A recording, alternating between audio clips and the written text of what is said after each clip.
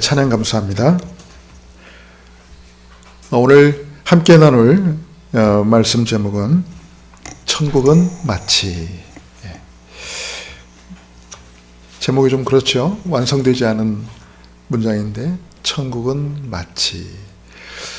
오늘 우리가 읽은 본문에 보면 천국에 대한 세 가지 비유가 나오는데 그 비유를 시작할 때마다 천국은 마치 뭐가 같으니 이렇게 시작을 합니다. 그래서 제목이 천국은 마치 이렇게 되어 있습니다.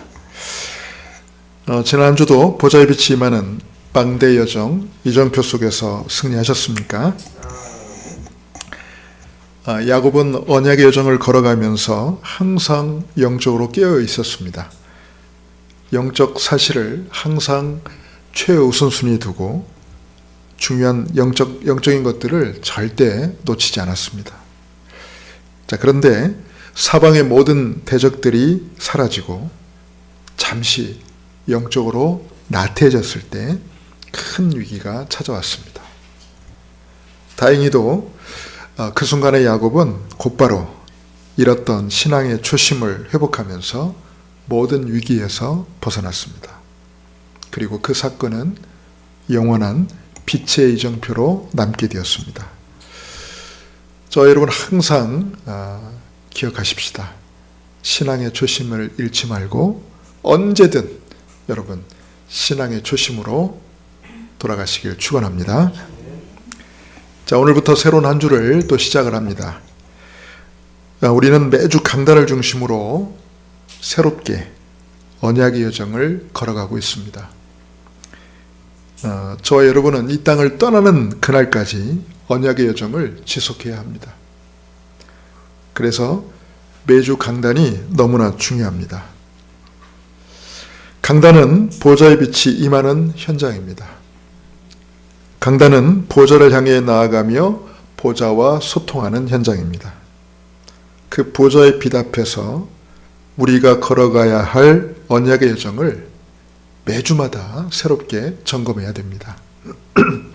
지금 우리가 어디까지 와 있는지, 또 얼마만큼 걸어가야 하는지, 또 어디를 향해서 걸어가야 하는지, 주일 광단과 함께 나를 돌아보고 내가 걸어가고 있는 언약의 여정을 또 새롭게 정비하고 또 우리 앞에 주어진 언약의 여정을 걸어갈 새 힘을 우리는 얻어야 되겠습니다.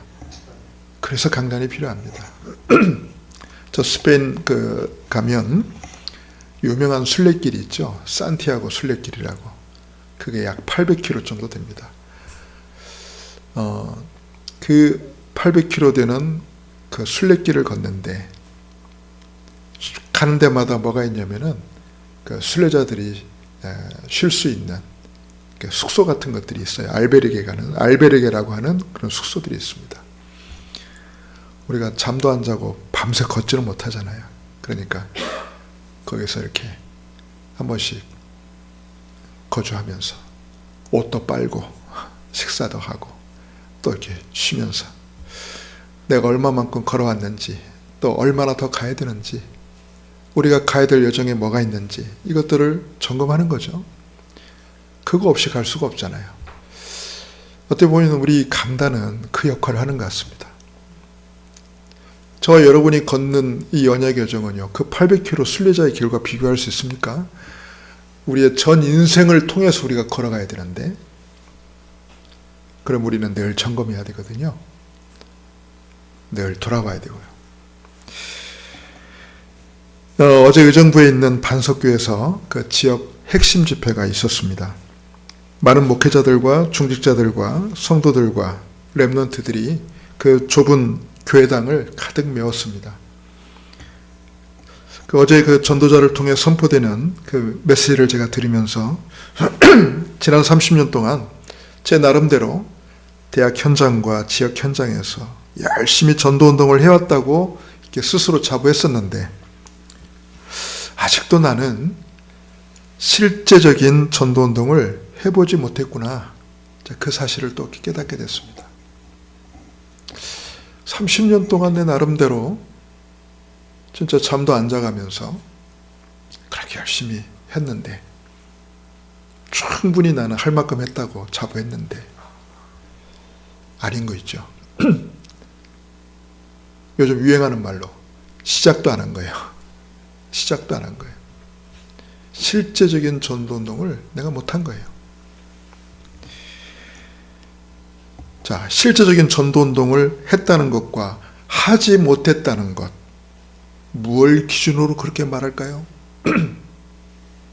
무엇을 기준을 삼아서 실제적으로 했다 안 했다 나눌 수 있겠습니까?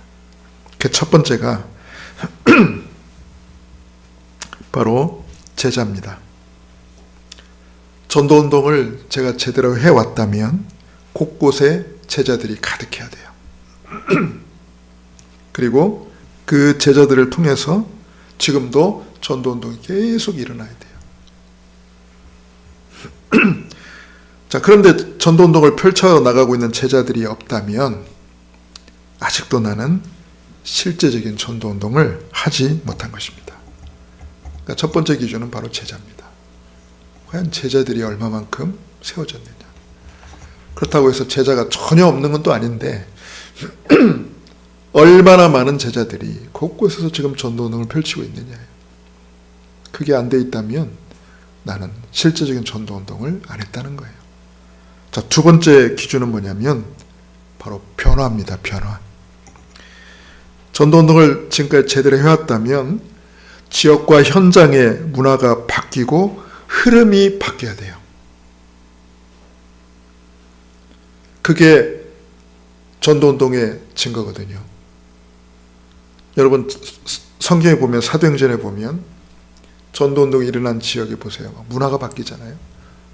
완전히 흑암 문화가 무너지고요. 우상 문화가 무너지고요. 하나님 나라가 임해버리잖아요. 자, 그런 게 있냐 이거죠. 근데 지금까지도 아무런 변화가 없다면 아직도 나는 실제적인 전도운동을 하지 못한 것입니다. 그걸 깨달았어요. 아, 내가 아직까지 실제적인 전도운동을 제대로 하지 못했구나. 30년 동안 함께 해오면서도 이게 맞다 틀리다는 분들, 또 다 틀렸다 말하는 등, 근데 그런 말하는 분들일수록 제대로 전도운동 일어난 분은 단 한 분도 없거든요. 그러니까 아직도 시작을 안 한 거예요. 우리는. 아직도 시작을 안 한 거예요. 자, 이와 더불어서 제가 발견하게 된 또 하나의 사실이 있습니다. 지금의 한국교회처럼 수많은 사람들이 모이는 대형 교회는 더 이상 필요하지가 않다는 거예요. 마치 엄청난 교세를 자랑이라도 하듯이 크게 만들고 막 화려하게 성전을 꾸미는 것은 더 이상 아무 의미가 없다는 겁니다. 여러분 요즘에 이 트렌드가 뭡니까? 우리 그 시내를 가보면 오프라인 매장들이 전부 문을 닫고 있습니다. 특히 가전제품 매장들이 싹 다 문을 닫았더라고요. 우리 여기 삼성교 주변에 삼성, LG 다 문 닫았죠. 가전제품 매장 꽤 큰 게 있었는데 그 이유는 사람들이 예전처럼 물건들이 이렇게 질비하게 진열된 곳에서 더 이상 쇼핑을 하지 않고 전부 온라인으로 주문해서 자기 집까지 물건들을 배달시키기 때문입니다. 그러다 보니까 이제 더 이상 매장이 필요치가 않습니다. 오히려 매장을 해놓으면 그거 운영하는데 더 많은 비용이 들어요. 이게 이제 시대의 트렌드거든요. 초대교회는 핍박과 환난 때문에 다 함께 모이는 것보다도 각 가정과 지역을 중심으로 곳곳에 흩어져서 예배를 드리고 제자들을 훈련시켰습니다. 그게 초대교회예요. 막 많은 수가 한꺼번에 모이는 것은 어려웠어요. 지금 중국도 단속이 너무 심하기 때문에 모이질 못합니다. 북한은 더더욱 말할 것도 없이. 그런다고 해서 북한에 크리스찬이 없는 줄 압니까? 점조직처럼 지하에 꽉 찼어요. 근데 드러내질 않지. 우리처럼 막 드러내서 모여가지고 예배드리고 찬양하진 않지. 그러나 보이지 않게 점조직처럼 쫙 자기들끼리 곳곳에 흩어져가지고 그렇게 예배드리고 기도하고 있다니까요. 또 저 모슬렘권 나라들, 거기는 심한 나라는 예수 믿으면 감옥 가거나 처형당해요. 자, 그런 나라들도 드러내놓고 모일 수가 없어요. 그래서 가정 중심으로 또는 지역 중심으로 곳곳에 흩어져서 그렇게 소규모로 예배를 드리고 말씀 등을 펼치고 있는 겁니다. 그런 의미에서 저는 더 이상 대형교회가 필요치 않다라는 거예요.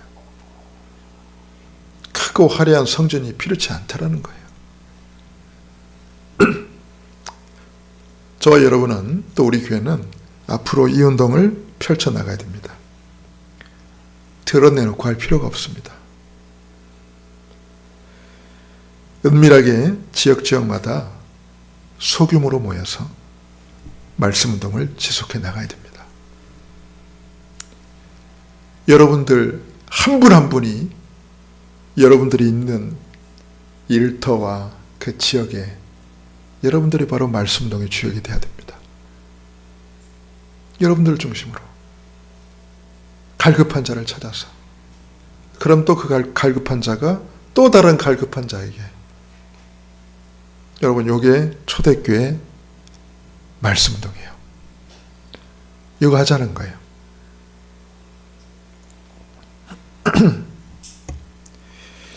그러고 보니까 제가 요거를 요즘에 못하고 있는 것 같아요. 제가 개척 초기에는요, 하루에 제가 이렇게 다니면서, 그러니까 한 주 동안 이렇게 다니면서 제가 만나는 사람이 한 200명이 넘었어요. 한 주만. 근데 그 200명이 다 우리 교회 나오냐? 그건 아니죠. 제가 만나는 사람만 200명이 넘었어요. 크고 작은 그런 모임들 속에서, 그런 말씀운동 현장 속에서. 한 번은 제 스승 목사님 물어보더라고요. 야, 요즘 교회 개척했다는데 성도들 얼마나 모이냐? 그러시더라고요. 그래서 제가 한 200명 만나고 다닙니다. 그랬어요. 네, 그 숫자가 다 교회 나오는 건 아니지. 제가 언제 교회 나온다고 했습니까? 200명 만난다고 그랬지. 그럼 됐다 그러시더라고요. 요거 다시 해야 됩니다. 그러니까 우리는 이분들이 교회 안 나오면 그냥 실망이거든. 근데 그게 중요하지 않다니까. 지금 시대는 그게 중요한 게 아니에요. 어쨌든 말씀이 필요한 자들에게 전달돼야 되고 그들을 통해서 확산되는 게 중요한 겁니다. 여러분 이해하십시오. 꼭 이해하셔야 됩니다. 교회를 유지하기 위해서 말씀운동하면 안 돼요. 목사가 교회를 유지하는 이유가 먹고 살기 위해서 교회를 유지한다? 그건 잘못된 거 아닙니까? 주의 종을 하나님이 먹이시는 거는 어떻게든 먹이실 거예요. 근데 그게 직업적으로 말이에요. 교회가 커져서 목사의 삶이 윤택해져야 된다는 게 맞습니까? 괜찮아요. 그건 필요 없어요. 교회 정말 여러분, 저와 여러분은 어쨌든 현장에서 갈급한 자들, 이 복음이 필요한 자들 중심으로 계속 말씀운동이 일어나야 돼요. 어떻게든 말씀이 전달되도록 해야 돼요. 이걸 계속 확산시켜 나가야 돼요. 그러다 보면 어느 날 초대교회처럼 지역 전체가 다 말씀을 듣는 역사가 일어날 겁니다. 또 초대교회처럼 어느 날 그 현장을 사로잡고 있던 막 흑암과 우상과 네피림이 완전히 무너지는 성령의 역사가 일어나게 될 줄 믿습니다. 저는 그걸 꿈꿔요. 지금 그걸 꿈꿔요. 그래, 이제 보이는 건 중요하지 않다.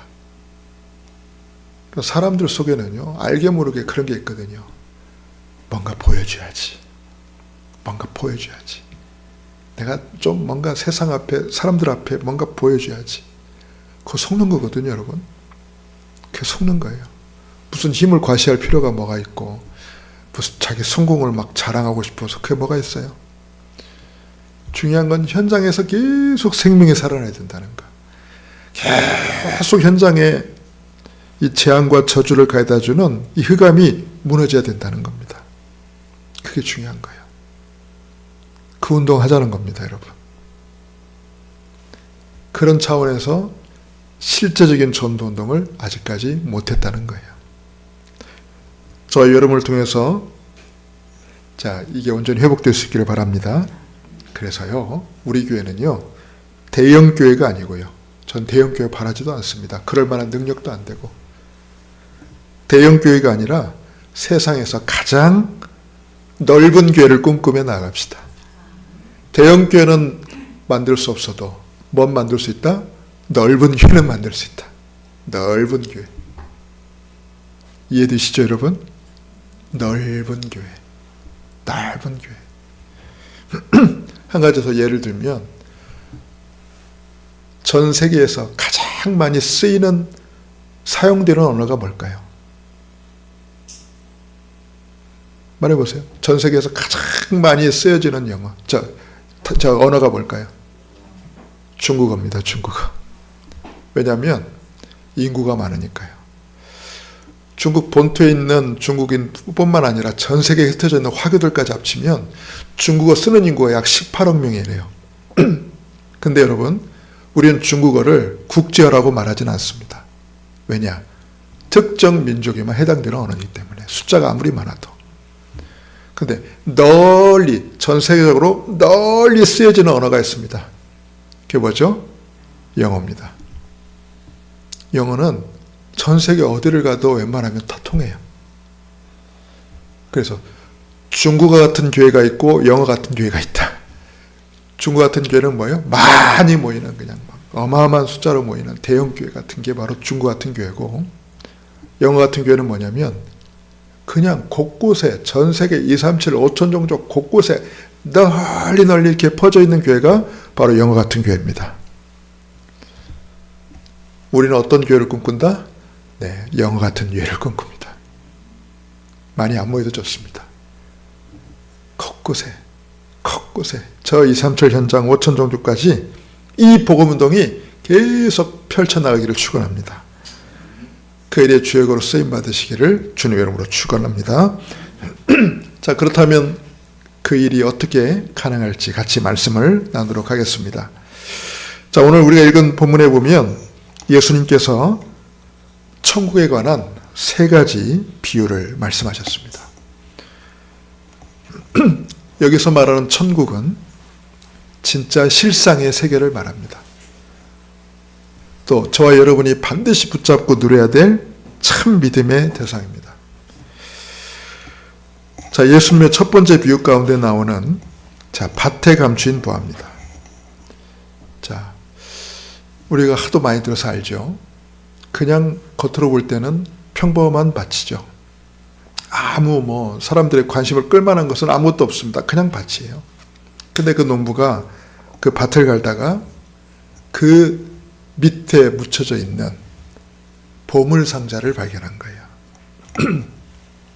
그러니까 보화로 가득한 그 상자를 발견한 겁니다, 여러분. 그게 바로 농부가 본 거죠. 엄청난 걸 본 거예요. 자, 그걸 보고 난 농부가 한 일이 뭡니까? 그걸 보고 난 이후에 그걸 발견하기 전 농부의 모습과 그걸 발견하고 난 이후의 농부의 모습이 같은가요? 다른가요? 같을 수가 없죠. 농부의 눈이 완전히 뒤집어졌죠. 집에 가자마자 돈 될 만한 것들은 죄다 다 팔아가지고 결국 그 밭을 샀다 그랬잖아요. 자, 두 번째입니다. 두 번째 비유 중에는 뭐가 나오죠? 값진 진주를 발견한 상인의 이야기가 나와요. 이 사람은 보석 상인입니다. 그러니까 보석을 사고 파는 사람이에요. 근데 이 보석 상인의 눈에 자기 생전에 볼까 말까한 진짜 아주 너무나 귀한 진주를 발견한 거예요. 자, 그걸 보기 전에 상인과 그걸 보고 난 이후의 상인이 같은가요? 다른가요? 다르죠. 어느 정도까지 달라요? 그 상인이 취급하고 있던 모든 보석을 다 팔아서라도 그 진주를 샀다 그랬어요. 얼마나 그게 대단한 거였으면. 또 하나, 세 번째 비유가 나옵니다. 어부가 고기를 잡기 위해서 그물을 쳤는데 나중에 그물을 이렇게 거두잖아요. 근데 그 그물에 보면 막 온갖 종류의 고기들이 다 걸려 있어요. 근데 그 어부가 그 고기를 다 가져가는 게 아니에요. 그 중에서 거의 다 버려요, 그냥. 웬만한 것들은 다 버려. 왜 버릴까요? 가치가 없어서. 가져가면 오히려 짐이 되니까. 쓸모가 없어서. 그리고 뭘 담습니까? 진짜 값 나가는 고기만 따로 담아요. 제가 가끔 즐겨보는 유튜브 중에 뭐가 있냐면 그 한탄강 청년어부라는 그 유튜브가 있어요. 그러면 뭐 아주 젊은 청년인데 물론 가정을 이뤘지만 참 자기가 일하는 현장을 그냥 찍어요. 찍어서 그냥 컨텐츠로 해서 올리는데 은근히 그게 재밌어요. 보면 보면은 막 거의 버려. 내가 볼 때 한 80%는 다 버려. 막 이거는 뭐 천연기념물에서 버리고 이거는 뭐 금지체장이라서 버리고 뭐 버리면서 이제 뭡니까? 진짜 이제 필요한 것만 딱 담아요. 근데 그 양이 잡은 거에 비하면 얼마 되지도 않다니까. 5분의 1, 뭐 많으면 4분의 1, 나머지는 다 버려요. 나 그거 볼 때마다 항상 이 비유가 떠올라. 각종 물고기를 잡는 어부와 같으니 그걸 끌어올려서 나머지 다 버리고 이 값진 물고기만 따로 담는다. 그게 항상 떠올라요. 그렇죠? 그게 맞죠. 다 필요가 없잖아요. 또 너무나 귀한 물고기를 발견하면 있잖아요. 다른 건 보이지도 않아요.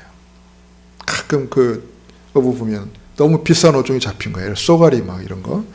한 막 40cm, 50cm 되는 거는 막 20만 원 간다네 그게. 3마리 잡으면 그날 끝. 더 이상 일할 필요가 없어. 이해가 돼요. 자, 예수님의 이 비유를 보면 딱 두 가지입니다. 저는 이 비유를 딱 통해서. 자, 정말 발견한 것이 농부든 상인이든 어부든 자기가 발견한 것이 정말 귀한 것이면 그 사람의 행동이 바뀐다는 거예요. 행동이 어떻게 바뀌어요? 모든 게 그걸 중심으로 움직인다는 거예요. 여러분 이해하시죠? 그래서 이게 바로 뭐와 같냐면 복음과 전도운동의 원리와 똑같습니다. 저와 여러분이 발견한 복음, 이게 뭐와 같냐면 농부가 발견한 보화 같은 거고 상인이 발견한 진주와 같은 거고 그 어부가 골라낸 그 값비싼 물고기 같은 거예요. 그리고 그걸 발견한 자들이 그 이후에 한 행동들이 있잖아요. 그게 바로 전도운동이에요. 복음을 발견한 사람이 정말 그 복음의 진정한 가치와 의미와 그 무게를 안다면 그 복음을 위해서 하는 행동이 바로 전도운동인 거예요. 저와 여러분이 왜 전도운동을 해야 됩니까? 전도운동은 의무가 아니에요, 여러분. 그냥 당연한 행동이에요. 보아밭을 발견한 그 농부가 집에 가자마자 모든 소유를 다 팔아서 그 밭을 사라? 그걸 누가 시켜서 합니까? 해야 되는 의무라고 막 강제로 합니까? 자연스럽게 나온 행동이에요. 자연스럽게 나온 행동이에요. 값진 진주를 발견하는 상인이 자기가 가지고 있던 모든 보석을 다 팔아서 그걸 샀어요? 그걸 누가 시켰습니까? 그렇게 하라고? 자연스러운 행동이에요. 자연스러운 행동. 아니 비싼 물고기가 잡혔는데 다른 물고기 다 버리라. 누가 그렇게 시켰냐고. 그렇게 할 수밖에 없는 거예요. 여러분, 저와 여러분이 진짜 이 복음의 맛을 알고 복음의 가치를 알잖아요. 전도운동 하게 되어 있습니다. 누가 시켜서 하는 게 아니에요. 내 인생을 거기에 걸 수밖에 없어요. 드릴 수밖에 없어요. 그 정도로 이게 귀하고 가치 있다는 게 발견됐기 때문에. 그럼 바꿔서 말하면 나는 왜 여전히 전도에 관심이 없고 왜 나는 그럴까요? 아직 복음을 발견 못한 거죠. 그 맛을 체험하지 못한 거지. 그 가치를 아직 발견 못한 거예요. 그러니 어쩔 수 없이 시키는 대로 하는 거고 끌려가는 거예요. 그냥 하기 싫은데. 근데 발견하면 세상 말로 눈이 돌아갑니다. 눈이 확 뒤집혀 버립니다. 저는 그걸 말씀드리고 싶어요. 자, 첫 번째로 우리가 붙잡아야 될 게 바로 오직 복음이에요. 저는 완벽하진 않아도 저는 이걸 봤어요. 저는 완벽하진 않아도 제 20대 때 예수가 그리스도라는 것이 진짜 저에게 지각 변동을 일으켰어. 제 인생에 어마어마한 지각 변동을 일으켰어요. 평생, 물론 20대인데 뭐 평생이라고 해봤자 뭐, 근데 이게 그렇게 저에게는 어마어마했어요. 성경을 단편적으로 알고 있던 저에게 모든 게 다 그리스도 중심으로 성경이 보이기 시작하고 이해되기 시작했어요. 성경에서 말하고자 하는 핵심이 바로 이거라는 걸 확실하게 저는 믿었어요. 성경은 도덕도 말하고 윤리도 말하고 뭐 다 말하지만 그게 핵심이 아니에요, 여러분. 성경은 사람에 대해서도 말하고 뭐 어떤 장소에서도 말하고 뭐 사건에 대해서 말하고 뭐 별걸 다 얘기하지만 그게 핵심이 아니에요.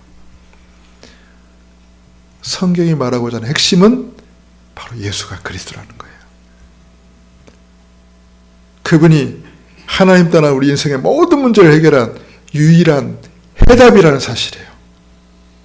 모든 문제 해결자라는 거예요. 저는 이걸 깨달았어요. 그래서 성경 어느 곳을 봐도 이건 그리스도 이야기예요. 그리스도가 주인이에요. 그리스도가 주제예요. 그리스도가 핵심이에요. 성경을 백독하고 천독했는데도 그리스도가 발견 안 됐다? 그거는 진짜 편지를 쓴 분의 의도를 모르고 편지를 읽는 것과 똑같죠. 왜 하나님 우리에게 66권 성경을 주셨습니까? 구약 39권, 신약 27권. 왜 우리에게 66권의 성경을 남기셨어요? 성경의 주제가 바로 그리스도예요. 너희들이 성령을 통해서 그리스도를 발견하라는 거예요. 그리스도를 해답으로 붙잡으라는 거예요. 야, 이게 저에게요, 탁 부딪힌 겁니다. 그러다 보니까 지금도 저는 계속 그렇게 응답받아 가고 있지만은 바로 그리스도 한 분만으로 나는 충분하다. 그리스도 한 분만으로 완전하다. 그리스도가 모든 것이다. 저는 자꾸 이렇게 그리스도를 깨달아가고 누려가고 있습니다. 다른 게 필요치 않다. 오직 그리스도 한 분만으로 충분하고 그리스도가 완전하고 모든 것이다. 맞습니까, 여러분?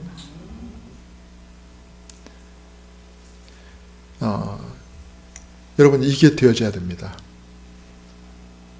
우리는 육신을 입고 있기 때문에 물론 육신에 필요한 것들은 채워야 되죠.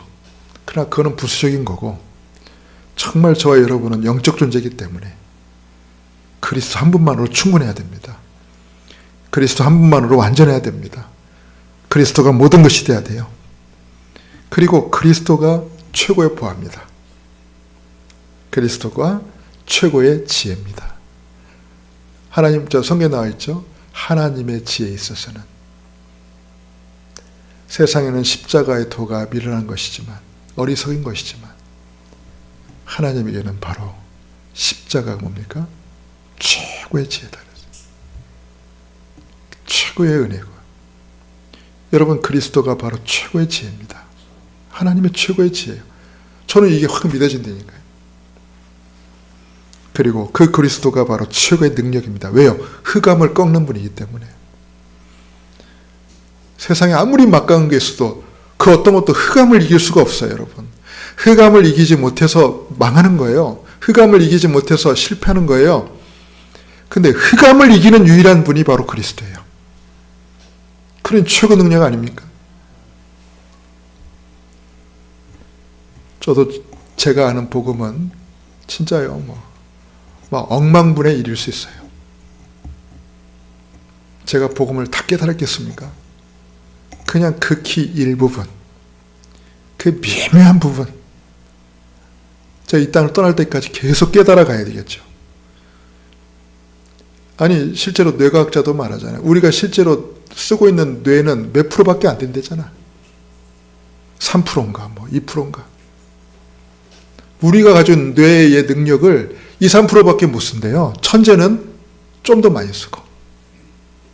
근데 우리가 뇌를 갖다가 한 50% 이상만 써도 신이 되어버린다는 거지. 그 정도로 어마어마하답니다, 이 뇌라는 게. 근데 여러분, 우리가 그리스도를 깨닫는 그 넓이와 깊이와 높이가 과연 얼마나 될까? 그죠? 진짜 제가 깨달은 그리스도의 넓이와 깊이와 높이가 과연 얼마나 될까? 나는 극히 일부만 깨닫고 내가 일부만 믿고 있는데도 내 인생을 이렇게 바꿔놨는데, 여기서 내가 좀 더 넓게, 좀 더 깊이, 좀 더 높이 이 그리스도를 깨닫는다면 어떤 일이 일어날까? 정말 어마어마한 일이 아니겠습니까, 여러분? 자, 저는 아직도 그리스도를 알아가고 있고 깨달아가고 있고 발견해가고 있습니다. 이 여정 속에 여러분도 함께하기를 주님의 이름으로 축원합니다. 자, 그러다 보니까 이제 깨달은 게 뭐예요? 그래서 전도밖에 없구나. 아직 전도밖에 없구나. 아니, 그리스도를 깨닫다 보니까, 말 그대로 이 보화를 찾다 보니까 당연히 보화를 위해 사는 인생이 되잖아요. 농부처럼. 그리스도를 깨닫다 보니까 그리스도를 위해 사는 인생이 되는 거예요. 자동적으로. 누가 시켜서가 아니고, 누가 겁줘서도 아니고, 이거 하면 복 받는다, 그런 유치한 것도 아니고, 그냥 그리스도를 위해 살게 되는 거예요. 그게 바로 오직 전도하는 인생이에요. 이것만이 유일한 방법인 거예요. 하나님이 전도에 미련한 것으로 구원 얻는 자들을 세우시기를 하나님 기뻐하셨다 그랬잖아요. 구원받게 하기를 기뻐하셨다. 전도가 얼마나 미련한 겁니까? 여러분, 전도 어렵잖아요. 그냥 더 쉬운 방법도 많을 텐데. 너 믿고 너 살래? 아니면 안 믿고 죽을래? 이렇게 협박만 해도 간단한 건데, 참 전도 어렵잖아, 이거. 막 속이 막 부글부글 끓을 때도 많잖아.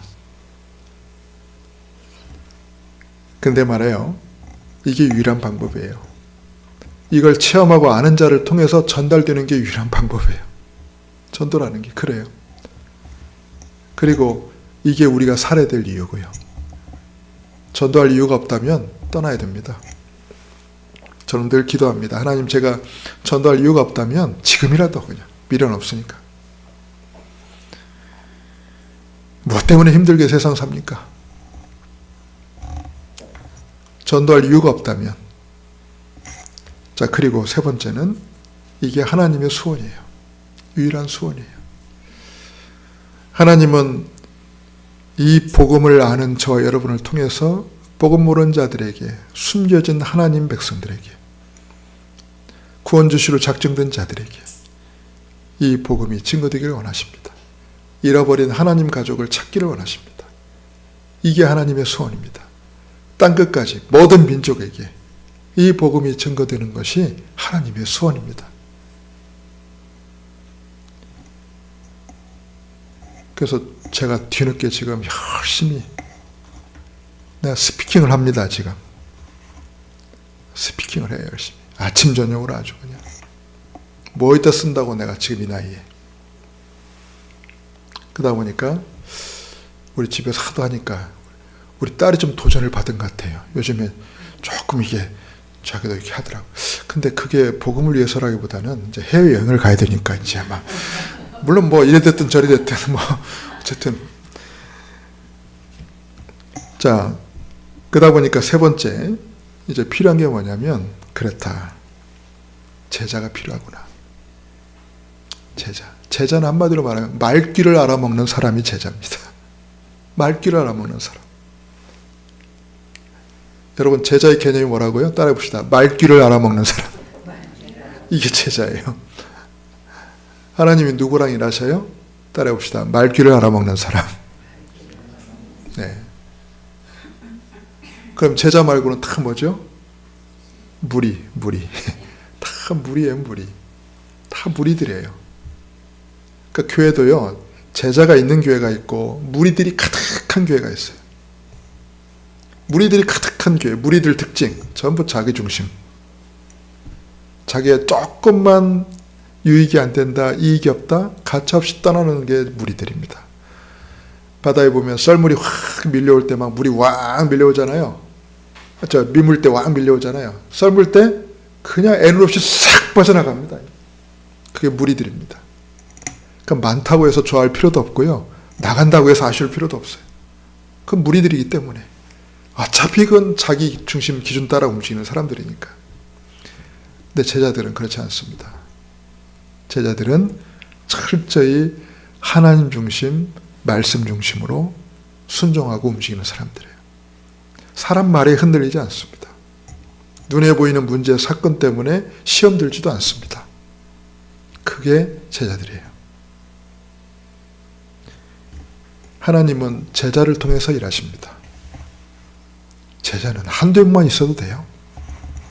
많은 사람이 필요치 않아요. 그래서 제가 평생 이 땅에 사는 날 동안 나는 과연 제자를 얼마만큼 찾고 세우고 갈 것인가? 저를 아는 분들이 농담으로 그런 말을 합니다. 이번에 우리 조아훈 전도사 이번에 RTS 입학했잖아요. 그러니까 우리를 예전부터 봤던 사람들, 오랫동안 같이 왔던 분들, 저한테요, 제가 좀 서운한 말을 해요, 저한테. 이제 조 목사님 이제 할 일 다 했다고. 내가 속으로, 나 시작도 안 했는데, 아직. 뭔 말인지는 아니까. 내가 대꾸는 안 하지만. 근데 좀 듣고 보면 서운하긴 합니다. 아니, 나 할 일 하지도 않았어. 나 지금 할 일도 많은데, 뭐. 할 일 다 했다고. 뭐, 바꿔 말하면 이제 그만해도 된다고. 에이, 듣기 좋으라고 한 말이지만 별로 듣고 싶진 않은 말이에요.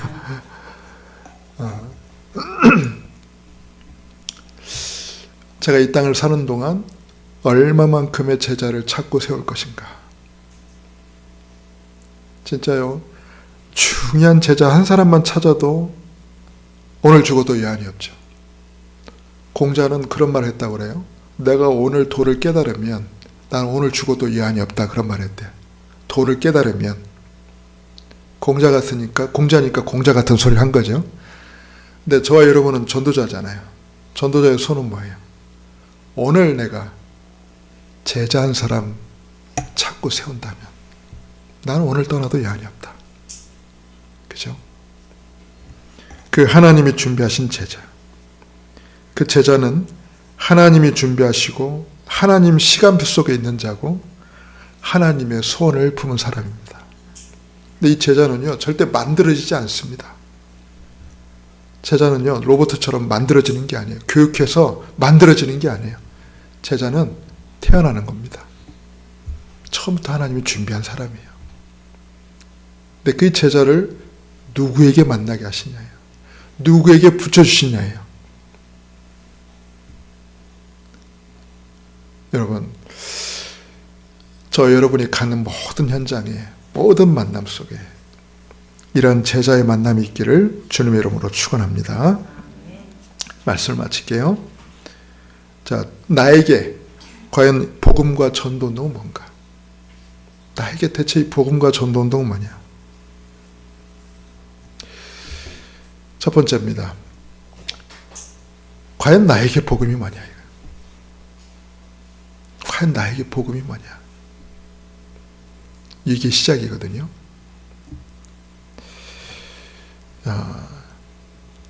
아직까지 복음이 나에게 아무런 그게 없다. 그러면 내 삶도 똑같겠죠. 특별히 달라지는 게 없겠죠. 그런 차원에서 여러분, 먼저 복음이 여러분에게 발견되어지고 깨달아지고 체험되어지고 누려지기를 주님의 이름으로 축원합니다. 이게 돼야 됩니다. 이게 나를 세우는 거예요, 먼저. 자, 그러면 두 번째, 과연 나에게 전도운동이 뭐냐 이거예요. 내가 복음을 깨닫고 누린 만큼 전도운동을 하게 돼 있습니다. 바울이 왜 그렇게 전 생애를 다 해가지고 보통 사람이 한 번 갔다 오기도 힘든, 그의 생에 한 번 다녀오기도 힘든 전도운동을 전도 여행을 3번이나 하고 로마까지 또 잡혀가면서 그런 여행을 하면서 복음을 전했냔 말이에요. 그가 그 정도의 복음을 깨달은 거죠. 그렇게 전 인생을 드릴 수밖에 없을 만큼. 바울이 대단한 게 아니고요. 그가 그만큼 복음을 깨달은 거예요. 바울이 특별히 우리가 열심히 있어서가 아니라 그 정도로 복음의 가치를 안 거예요. 우린 자꾸 속거든요. 아, 이 사람이 너무 열심히구나, 대단하구나. 아닙니다, 여러분. 그건 사람 기준이고 복음이 그렇게 만든 겁니다. 우리가 복음을 발견하고 깨달으면 그래요. 아니, 사람도 그렇잖아요. 너무나 사랑하면 평상시 안 하던 짓을 그렇게 많이 하잖아요.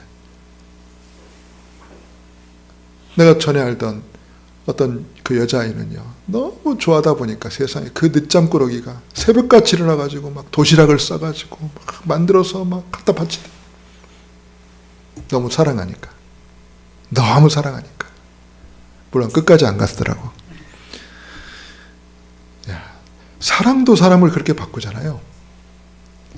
여러분, 우리가 복음을 깨닫고 누리면요, 열심히 해야서가 하라가 아니라 그렇게 사라진다니까. 바울이 그렇게 산 거예요. 그래서 복음이 그렇게 바꾼 거예요. 내가 복음을 발견하고 깨닫고 누린 만큼 나의 전도도 그렇게 되어지는 겁니다. 그러다 보니까 뭐가 일어나요? 응답이 일어나는 거예요. 응답이 일어나는 거예요. 그러니까 역사가 일어나는 거죠. 이렇게 열매들이 일어나는 거죠. 내가 만들고 싶어서 만든 열매들이 아니고 그냥 열매들이 일어나는 거예요. 그렇게. 자, 이래서 300%입니다. 내가 복음을 발견하고 깨닫고 누리는 100%. 그 복음 때문에 내 삶이 움직여지는 그 전도 100%. 그 결과로 일어나는 열매 100%. 그래서 이걸 합쳐서 300%.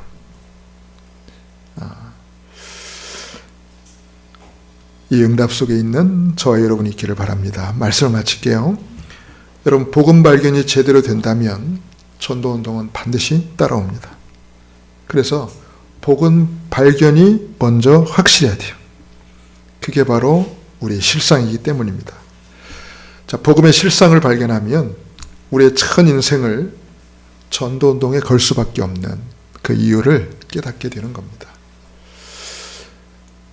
이 응답 속에, 이 축복 속에 언약의 정을 함께 걷기를 주님의 이름으로 축원합니다. 기도합니다. 하나님의 은혜와 사랑을 감사합니다. 우리에게 과연 복음이 무엇입니까? 과연 이 복음은 우리에게 어떤 겁니까? 하나님, 우리가 복음을 깨닫고 누린 만큼, 이 복음에 감격한 만큼 우리의 삶이, 우리의 생애가 전도운동 속에 머물 수밖에 없음을 믿습니다. 하나님, 하나님 기뻐하시는 이 일에 우리의 모든 인생이 쓰임받게 하옵소서. 그래서 우리가 살아간 모든 곳마다 하나님께서 허락하신 아름다운 열매들이 남게 하여 주옵소서. 모든 영광 하나님께 돌리며 우리 주 예수님의 이름으로 감사하며 기도하옵나이다. 아멘. 찬송가 우리